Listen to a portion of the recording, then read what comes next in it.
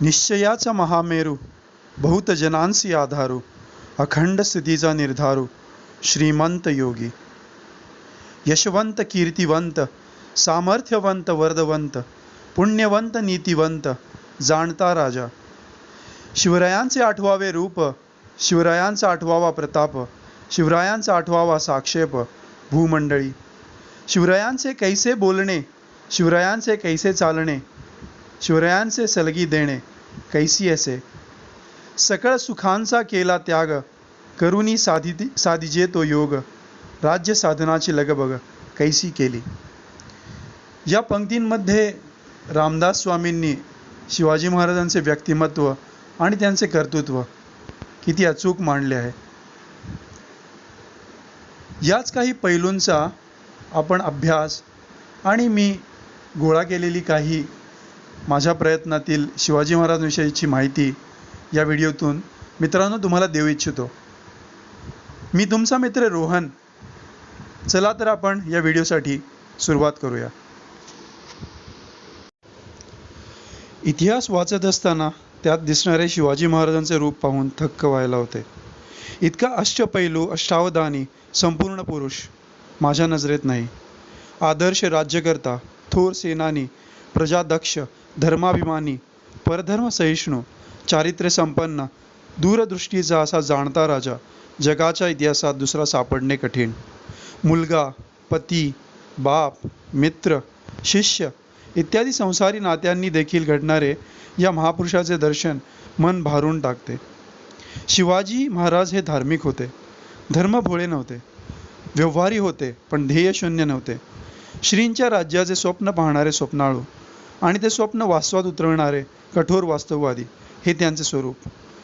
विजयनगरसारखी हिंदू साम्राज्ये वैभवाच्या ऐन शिखरावर असताना मुसलमानी आक्रमणाच्या सामान्य धक्क्याने नामाशेष झाली. त्यांचे पुनरुत्थान झाले नाही ही इतिहासाची नोंद आहे. पण पुरंदरच्या तहाने धुळीला मिळालेले राज्य त्याच धुळीतून परत उठवून त्याला सुवर्णमय करण्याचे सामर्थ्य फक्त या एका महापुरुषाला साधले ही इतिहासाचीच नोंद आहे.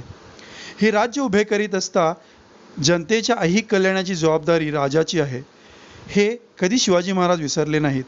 अनेक लढाया ते लढले पण त्यासाठी प्रजेवर त्यांनी कधी नवे कर लादले नाहीत. मी शत्रूशी शत्रू म्हणून वागलो पण मित्रांना दगा दिल्याचे दाखवा असे त्यांचे आव्हान होते. त्या आव्हानाला उत्तर नाही. कौल देऊन गाव वसवणे, शेतसारा निश्चित करणे, वतनदारीला आवर घालणे, किल्ल्यांची कोठारे भरून ठेवणे, शेतकऱ्यांना बी बियाणे, नांगर अवजारे यासाठी कर्जाची सोय करणे, भाषा सुधारण्यासाठी राज्य व्यवहार कोश, पंचांग सुधारण्यासाठी करणकौस्तुभ, धर्म सुधारण्यासाठी प्रायश्चित्त देऊन हिंदू करून घेणे, नवे किल्ले बांधणे, वीरांचे कौतुक, पंडितांचा सन्मान या सर्व बाबतीत सदैव दक्ष असणारा असा शिवाजी राजा इतिहासात ठायी ठायी आपणास दिसतो. आणि एवढे करूनही त्यांचे रूप एकाकीच भासते. असामान्य गोष्टी साध्य करूनही त्यांची सुखदुःखे सामान्य माणसाचीच राहिली, ती त्यांना एकट्यालाच भोगावी लागली. शिवाजी महाराज हे स्त्रियांच्या अब्रूबाबत फार दक्ष असत. ते स्वतः विलासी नव्हते, विलासीपणा त्यांना आवडतही नसे. आपल्या राज्यात देवळे, स्त्रिया, गायी, ब्राह्मण यांना उपसर्ग पोचू नये अशी त्यांची स्वतःची ताकीद साऱ्या स्वराज्यामध्ये होती. शत्रूंच्या बायकांना सन्मानपूर्वक वागवण्याची त्यांची प्रथा तर काफी खान यांनीही इतिहासामध्ये नोंद करून ठेवली आहे. आपले इतिहासकार शेजवलकरांनी पुराव्यानिशी शिवाजी महाराजांची हयात पूर्ण मोजून त्याविषयी उल्लेख आणि संपूर्ण आराखडा त्यांच्या पुस्तकात दिला आहे. शिवाजी महाराजांची हयात आणि ही पूर्ण त्यांची गडावर किती दिवस गेली आणि युद्धात किंवा घोड्याच्या पाठीवर किती दिवस गेली हे सुद्धा त्यांनी त्यामध्ये नोंद करून लिहिले आहे. शिवाजी महाराज पटाईत घोडेस्वार होते, साहसी होते, यात वाद नाही. पण त्यांचे नित्याचे वाहन हे कमी श्रमाचे पालखी, मेणा हे होते. नित्य ते घोड्यावर नसत. 7 अष्टमांश जीवन त्यांचे किल्ल्यावर गेले. तपशीलवार योजना आखणे, त्या पार पाडून घेणे, आवश्यक ते स्वतः धोका पत्करून साहस करणे ही त्यांची लढण्याची पद्धत होती. निष्कारणीपणाने दगदग, अनाठाई साहसीपणा हा त्यांचा स्वभाव नव्हता. शिवाजी महाराजांसारख्या अलौकिक पुरुषाला सुद्धा राज्याभिषेकासाठी 44 वर्षाचे व्हावे लागले. कारण ज्यांच्या विरोधी शिवाजी महाराजांची झुंज होती ते सामान्य लोक नव्हते.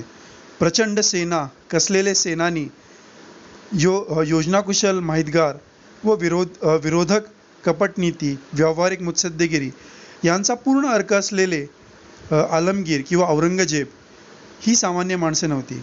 अफजल खान, शाहिस्ते खान, मिर्झा राजा, आलमगीर यापैकी एकही शत्रू सामान्य नव्हता. शिवाजी महाराजांच्या व्यक्तिमत्वाकडे वळण्याआधी आपल्याला शिवाजी महाराजांचा मोठेपणा आणि त्यांच्या व्यक्तिमत्वाच्या मर्यादा नीट समजून घेतल्या पाहिजेत. ज्या सेनानीला शून्यातून सारे निर्माण करावे लागले, कोणत्याही राज्यसत्तेच्या हजारोच्या फौजा कधीही वापरण्यास मिळाल्या नाहीत, ज्याने राज्य निर्माण करण्याचा प्रयत्न करताच प्रचंड शत्रूंची चढाई झाली. शेजारच्या सत्ता उतरात नसून तर चढत्या वैभवात होत्या. विजापूर, गोवळकोंडा यांच्या भर वैभवाचा तो काळ. इकडे शिवाजी महाराजांचा विजापूरचा प्रदेश कातरून आपले राज्य निर्माण करीत असताना त्यांच्या 10-15 वर्ष आधी विजापूरकरांनी अर्धी निजामशाही गिळंकृत केली होती आणि शिवाजी महाराजांच्या काळात सगळा कर्नाटक जिंकीत आणला होता. मोगल राज्य तर वैभवाच्या शिखरावर होते. आरंभापासून ज्यांच्याजवळ कधीच शत्रूचा मैदानात पराभव करण्याचे बळ नव्हते असे शिवाजी महाराज 20 वर्ष जे मिळवले ते 1665च्या युद्धात 4 महिन्यात गमवावे लागले. तरी शेजारच्या वैभवात असणाऱ्या प्रबळ सत्तांशी झुंजून ज्या राजाने 29 वर्षाच्या सतत परिश्रमाने राज्य निर्माण केले असे शिवाजी महाराज आहेत. भारताच्या राज्यसंस्थापकात या मुद्द्यावर शिवाजी महाराजांची तुलना कुणाशी करावी असे कोणी दूरवर दिसत नाही. हिंदूंच्या राज्याचे काही विशेष आहेत. शत्रूशी लढताना त्यांचे विजय होत नाहीत असे नाही, विजय होतात. पण यांचा विजय झाला म्हणजे शत्रूचा मोड होत नाही, त्यांचे राज्य कमी होत नाही, त्यांचे सामर्थ्य कमी होत नाही, त्या विजयी राज्याचे राज्य वाढत नाही.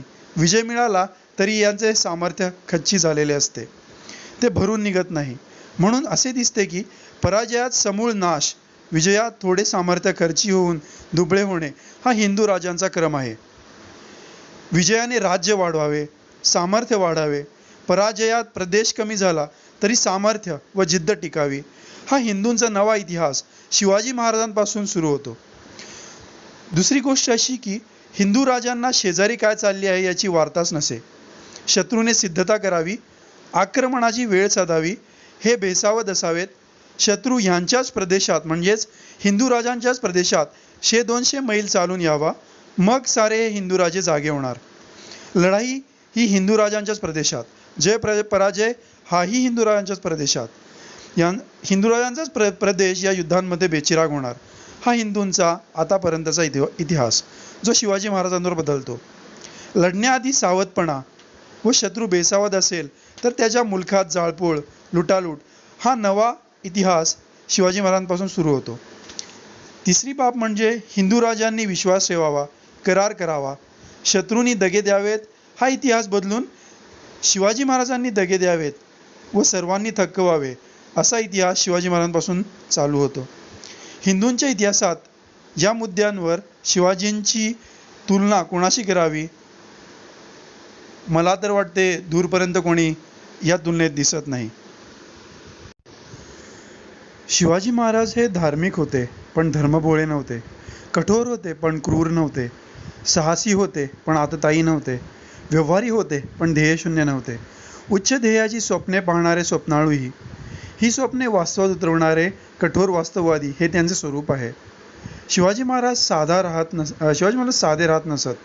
डौलदार, वैभव संपन्न अशी त्यांची राहणी होती. पण ते डामडौलात उधळ्या स्वरूपाचे किंवा या स्वभावाचे नव्हते. परधर्म सहिष्णू त्यांच्याजवळ होती. या बाबतीतही अशोक, विक्रमादित्य, हर्ष, अकबर या राजांशी शिवाजी महाराजांशी तुलना करणे शक्य आहे. पण सर्वांना प्रचंड जनानखाने होते पण शिवाजी महाराजांना नाही. अकबर राजाचा मीना बाजार होता. अशोकाची 300 रक्षिता होती. शिवाजी महाराजांनी आपली वासना मोकाट सोडली नव्हती.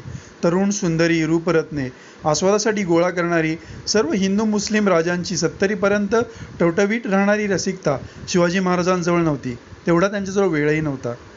चित्र, शिल्प, संगीत, काव्य यांना उदार आश्रय देणे, मोठमोठ्या इमारती बांधणे इतके पैसेही शिवाजी महाराजांजवळ त्या काळी नव्हते.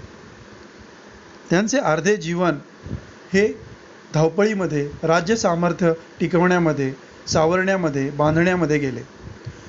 शिवाजी महाराजांना फुरसतही नव्हती. त्यांच्या मनाचा तो कौलच नव्हता. दुष्काळात लाख लोक अन्न करीत मरत असताना वेठबिगार आणि कोरडे यांच्या जोरावर 20 कोटी रुपये खर्चून ताजमहाल बांधणारी रसिकता अगर सगळा भारत क्रमाने इंग्रजांच्या आहारी जात आहे ही गौण बाब समजून भारतभर देवळे, घाट, धर्मशाळा बांधण्याइतकी पुण्यपावनता शिवाजी महाराजांजवळ नव्हती. शिवाजी महाराज हे तुमच्या माझ्यासारखे साधे माणूस होते, पण ध्येय हे उच्च कोटी, पराक्रमी, स्वप्नाळू आणि धैर्यवादी अशा जिगरी स्वरूपाचे व्यक्तिमत्व शिवाजी महाराजांजवळ हे नक्कीच होते. शिवाजी महाराजांनी आपल्या मुसलमानी जनतेला सुद्धा औदार्याने वागवलेले दिसून येते.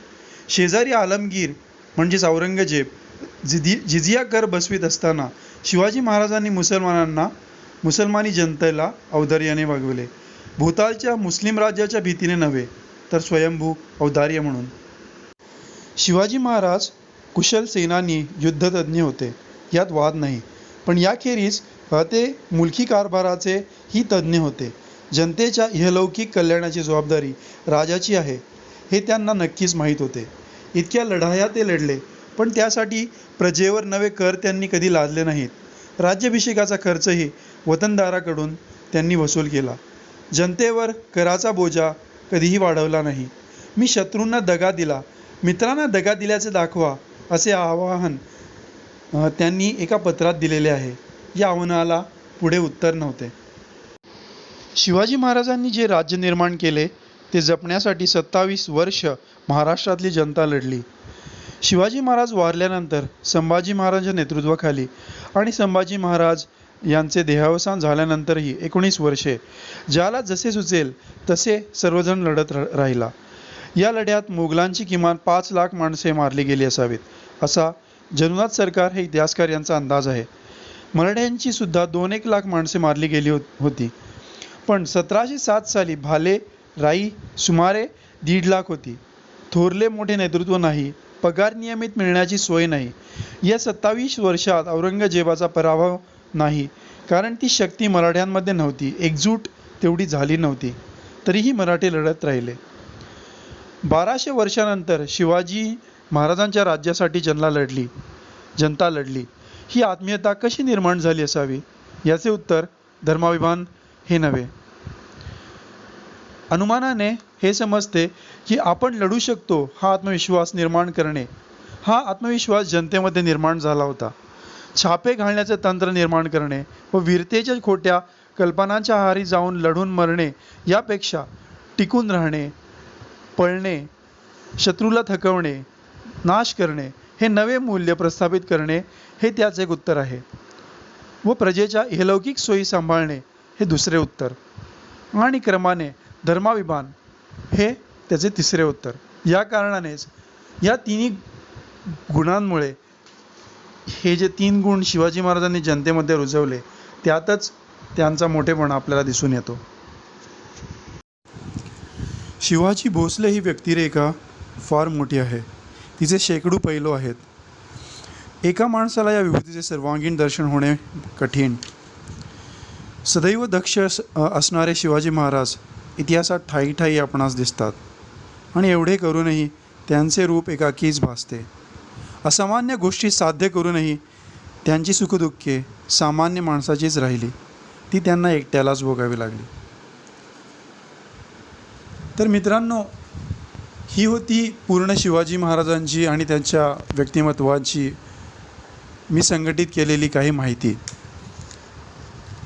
मी याची टाचणे श्रीमान योगी या पुस्तकातूनही घेतली आहेत, नरहर कुरुंदकर यांच्या पत्रातून. खूप वर्षापासून माझी ही इच्छा होती की ही माहिती आजकालच्या पिढीला किंवा तुमच्या माझ्या वयाच्या साऱ्या मित्रांना समजावी, तर हा एक छोटा प्रयत्न मी केला माझ्या या व्हिडिओमधून. पुढच्या व्हिडिओला पुन्हा भेटूया. तात्पुरता शिवाजी महाराजांच्या व्यक्तिमत्वाविषयी मी जेवढा हा व्हिडिओ बनवला आणि तुम्हाला ती माहिती मिळाली, ऐकण्याबद्दल मी तुम्हाला मनापासून धन्यवाद करतो.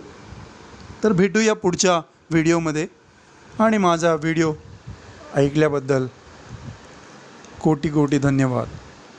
विचार करतो की ह्यातून बरेच काही तुम्ही शिकला असाल, बऱ्याच काही गोष्टी तुम्ही ज्या आत्ता माझ्या आवाजातून ऐकल्या, त्यातून बऱ्याच काही गोष्टी तुम्हाला शिवाजी महाराजांच्या व्यक्तिमत्वातून शिकण्यासही मिळाल्या असतील.